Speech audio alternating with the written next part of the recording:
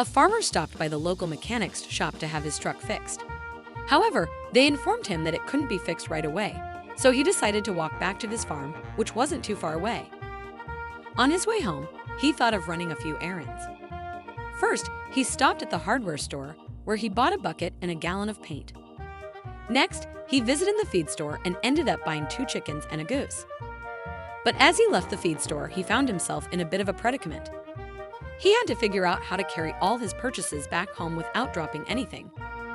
As he stood there, trying to work out a solution, a little old lady approached him. She looked a bit lost and worried.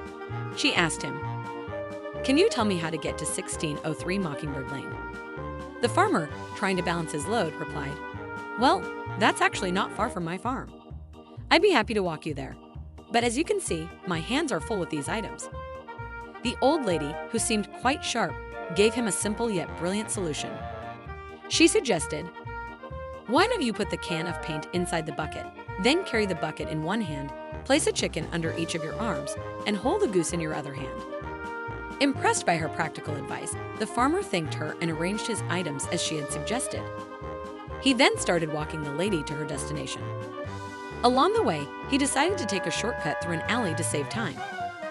As they entered the alley, the old lady suddenly looked at him with suspicion and said, "I am a lonely widow with no one to protect me.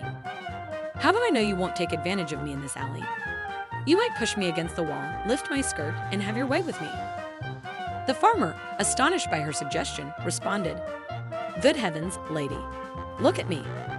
I've got a bucket, a gallon of paint, 2 chickens, and a goose. How could I possibly do that?" The old lady replied, "Put the goose down and cover him with the bucket.